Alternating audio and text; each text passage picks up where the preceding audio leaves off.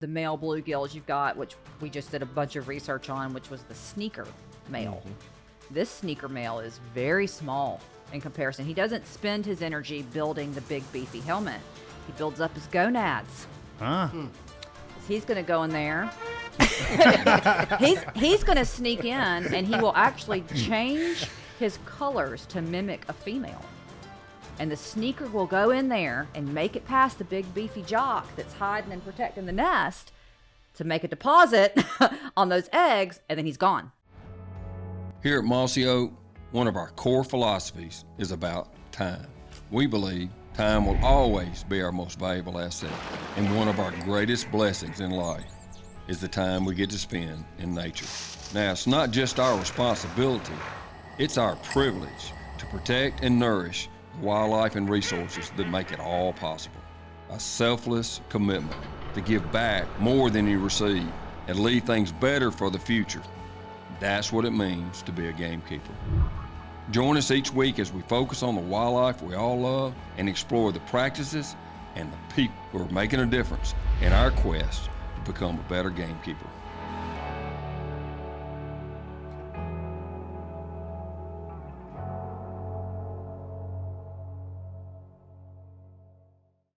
The Gamekeepers of Mossy Oak is presented by Tractor Supply Company for life out here and LS Tractor.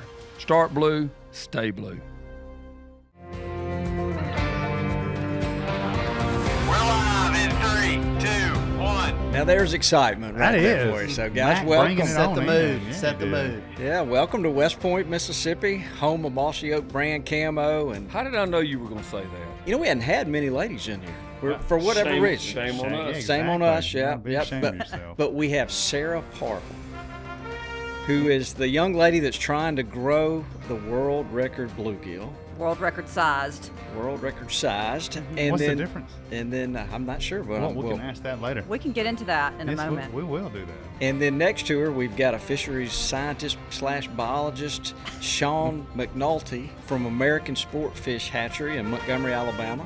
Glad to be here. Lanny, I'm glad to see you. I did see you brought the tractor back finally, the LS tractor. I did. We appreciate that. You know, Got it. other people would like to use it. Hey, you know, They're great they're machines. great machines because if Bobby can't tear them up, I mean, can't good nobody grief, tear ain't 'em up. nobody tear them up. That's right.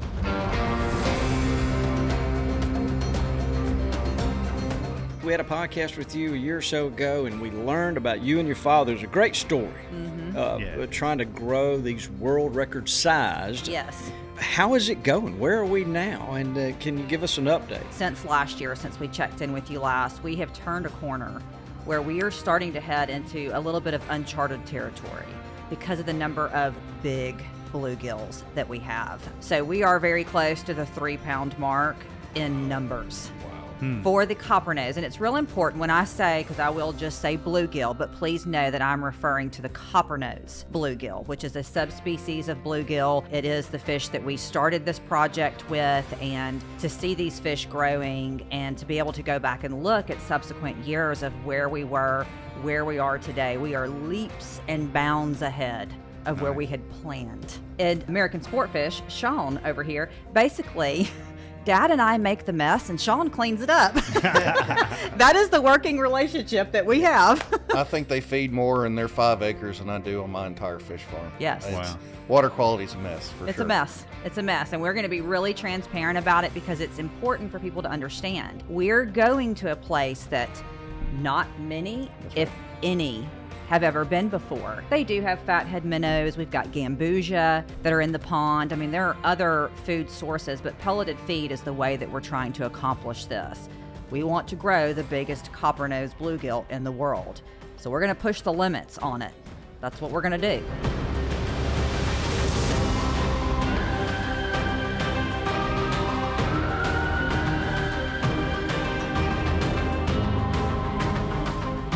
We're always fascinated with the extremes. You know, Yes. Toxie and I are fascinated with hybrid oaks, which are uncommon. Mm-hmm. So it's always fun to be different. Yes, it is. Can you tell us how big the lake is, the average depth? It's a 5-acre lake. I think the average depth was 6 feet.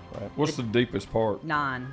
Wow, so it isn't And that's just one spot in front of the spillway. Right. Yeah. So it's not very deep. Is it spring fed or is it just run off from rains? We've got an underground well, and then there is a spring that runs down the back of this mountain that can feed into it as well. So that probably helps with water quality somewhat. Only in a flood, you can walk across their water in the summertime. And that's really when Sarah pulled us in on this, was to help with the blue greens. And, you know, you just have to keep the water quality better so you can keep feeding, because fish will go off feed once the water quality gets bad. And blue greens, the first time I met Sarah at her place, I could smell the blue green about a half a mile down the road. The algae. Yes. Wow. So is that from the fertilization? From all the feed. All the Nutrient feed. dense water. Yeah. So they just so much feed they don't eat, and it's What they do eat and the then waste. what they poop out from it. Yeah. Wow.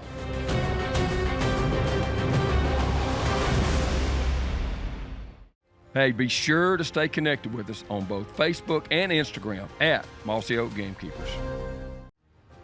To learn even more, check out the Gamekeeper Podcast Library, and specifically these episodes. Subscribe now and stay up to date and never miss an episode. And hey, by purchasing a Mossy Oak Wild Turkey stamp, you can directly support wildlife research, show your dedication to conservation, and contribute to ongoing projects. Visit mossyoak.com to learn more.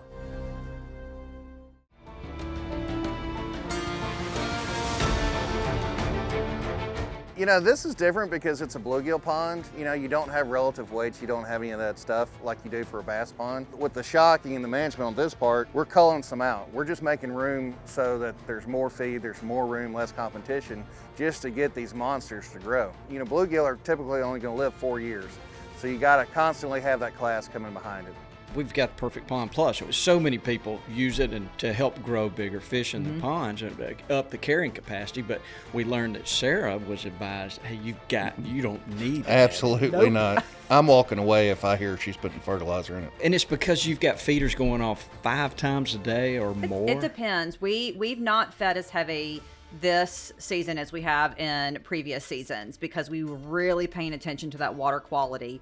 The second that water quality starts to degrade and go down, we put those fish at tremendous risk, not only from disease, parasites, but having a low oxygen event. And we've had 2 low oxygen events already, and we're just now into the middle of July So do you have the paddle wheels? This and year. everything? Okay, great. this year. This year. Is the feed acting like a fertilizer itself? Yes. Okay. Absolutely. As it breaks down, you know, it's full of nutrients. Sure. Between the feed and the fish pooping out, there's just, I mean, you're feeding 2 pallets a month in 5 acres. That's a lot. It's a lot of feed. Hey, we're trying to grow a world record fish. Oh, here. you got to do it. Can't be messing around. We want to push it. We Yeah, want to that's right, see. yeah. We truly want to see, can the copper nose go to that limit?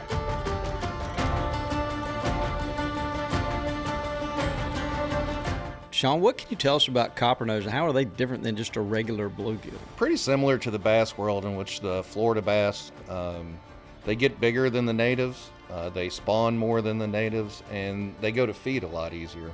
They're more aggressive. Catching them on like jigs and stuff.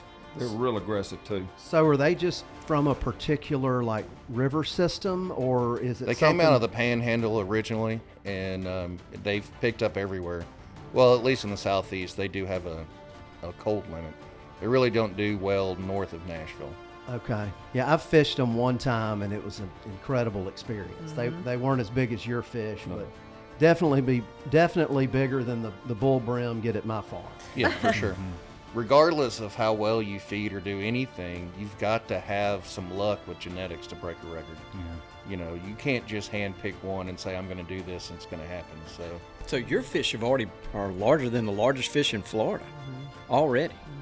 That's We're in year 5. that's pretty incredible. Yeah, we caught a 44-ounce one last time we were up there. 44-ounce copper nose. But you're getting consistent big fish. Yes. You're not just getting the random big. Yes. Yes. I grew up calling them bull brim. Bull brim. I can't even also imagine how hard that would fight on a fly rod. It's unreal. So It when we is. shock the lake, you know, it's incredible. You know, normally when you're shocking a pond, you'll see a big bluegill here or there. But you hit the pedal on the shock boat, and there's just hundreds of High 1.5 to 3 pound. Big ones. It's hard to focus Yes. to scoop the fish because you're just running around. We always get so excited because I'm usually at the front of the boat with the dip net, and I'm like, Sean and I are communicating with eye glances, and then we just hit, like, we have this stack of old tires.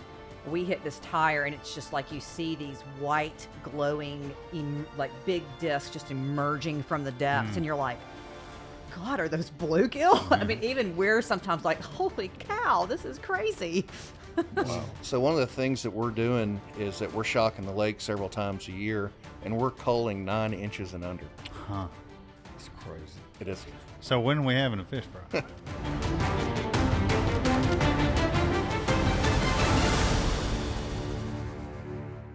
The Gamekeepers of Mossy Oak is presented by Mossy Oak Brand Camo, Native Nurseries and Biologic, Mossy Oak's Gamekeeper Kennels, and Gamekeeper Butchery, Mossy Oak Companions, Mossy Oak Fishing, Mossy Oak Properties, LS Tractors, The Firminator, Spartan Cameras, Nosler,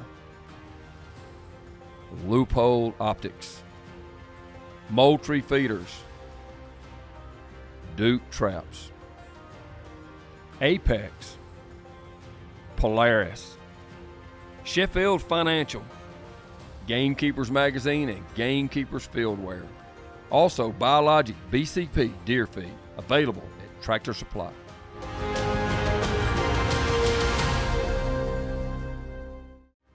Be sure to listen to both our podcasts, The Gamekeepers of Mossy Oak and Fistful of Dirt, brought to you by Mossy Oak Properties.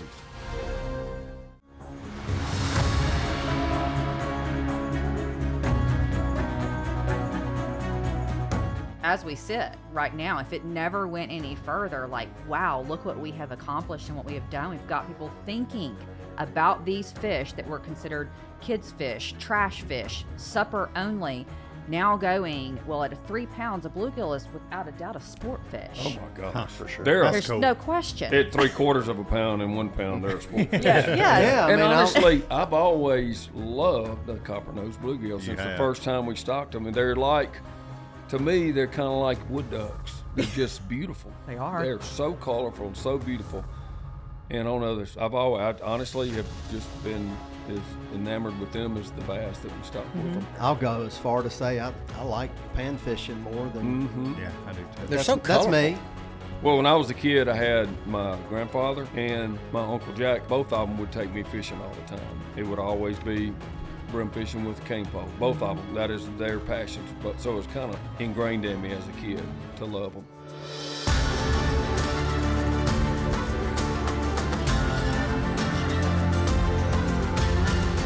Yeah, so whether you're trying to grow trophy bluegill or trophy bass, it's always important to bring in new fish every so often. You know, this pond started with a handful of fish and they've been inbreeding all these years. And so it's just always good to get new blood in here. So part of our management strategy is going to be pulling out some of her fish. We're going to spawn them. We're going to mix them with some of our other copper nose at the farm and get some new blood in here.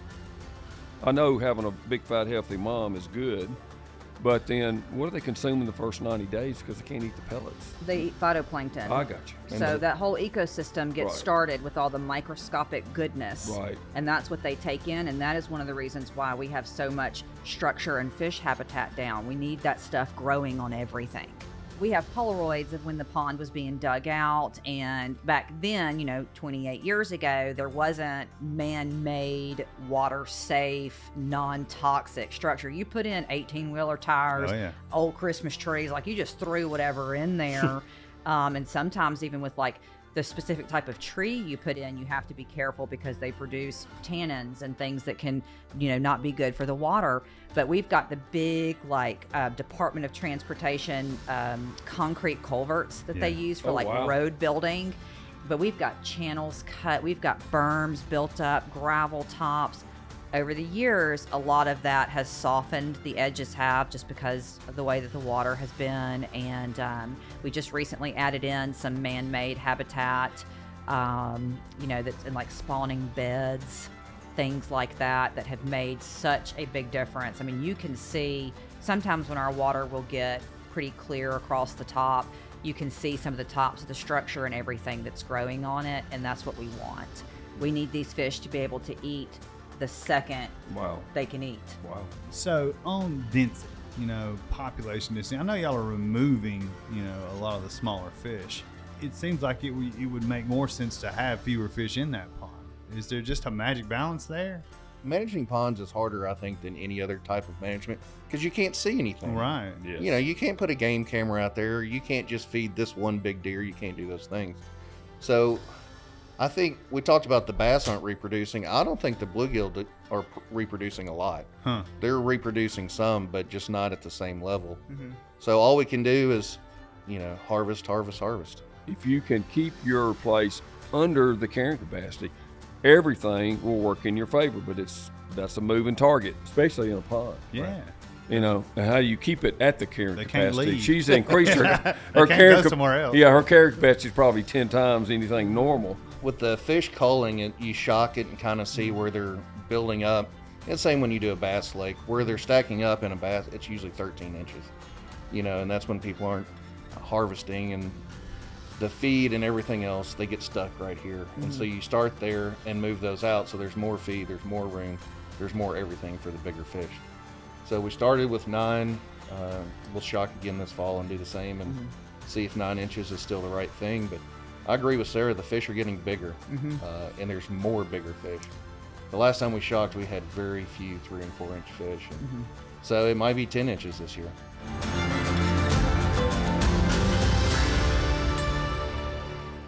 As gamekeepers, we would like to emphasize that when feeding corn to your wildlife, it's important to feed a quality corn. Choose a trusted brand like Triple Clean from Southern Feed. They thoroughly test for aflatoxins, fumonisin, and even moisture content to ensure the very best for your wildlife. We recommend following the best management practices for feeding corn that have been established by the Mississippi State University Deer Lab. Closed captioning is brought to you by Gamekeepers Fieldwear. Discover our premium apparel at select sporting goods retailers or online at gamekeepersfieldwear.com. Subscribe to our Gamekeepers magazine or grab a copy at Bass Pro Shops, Tractor Supply, and Walmart.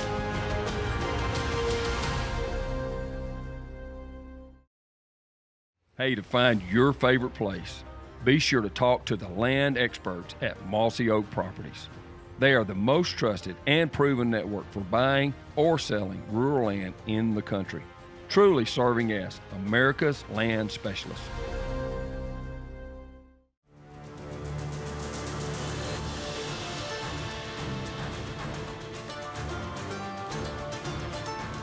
Before we started recording, you were talking about the helmet of the bluegill Yes. and the brisket. So the males get these, what we call the helmets, and it's just this big, Bull nose. bull nose, Yeah. ominous look about them. And they will forage voraciously prior to spawn. And it's almost like they are building up their armor. And the bigger and beefier that helmet gets, the more attractive they think they are to the female. But they also use it as a defense mechanism to ward off other males that are getting close to their nest. And they will beat the snot out of other male bluegills that come close to those eggs. It's fight to the death. They're going to fight to kill the other bluegill. So those big beefy war helmets, they actually serve a purpose. Wow. Yeah. They're very, very territorial. And then you've got within the male bluegills, you've got, which we just did a bunch of research on, which was the sneaker male. This sneaker male is very small in comparison. He doesn't spend his energy building the big beefy helmet. He builds up his gonads. Huh? He's going to go in there.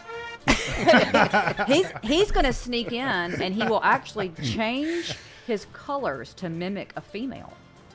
And the sneaker will go in there and make it past the big beefy jock that's hiding and protecting the nest to make a deposit on those eggs, and then he's gone. This is the same species? Same. I'm not species. touching that one, Bobby. I know. Golly. Who knew? Well, now you do. That's Look at so there. fascinating. That is know. fascinating. See that in waterfowl, don't we? You would actually Domestic prefer him birds. not to. Sounds Absolutely. like it's just Absolutely. We want them inferior. out. Yeah. Oh, yeah. He would be what we call a coal, like get out. 100%. We don't want you in there. But You he's gotta go. physiologically noticeably different. Yes. Wow.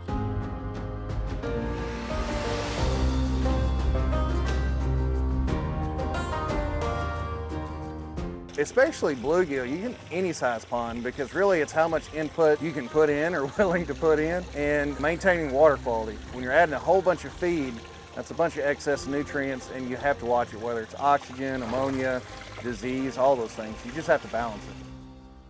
A pond is so much fun. It can be so productive. Absolutely. And you could catch some really big brim and bass following just the basics. And we tell a lot of folks that have small ponds, especially if they have multiple ponds on the property, do something different. Don't just do bass and bluegill.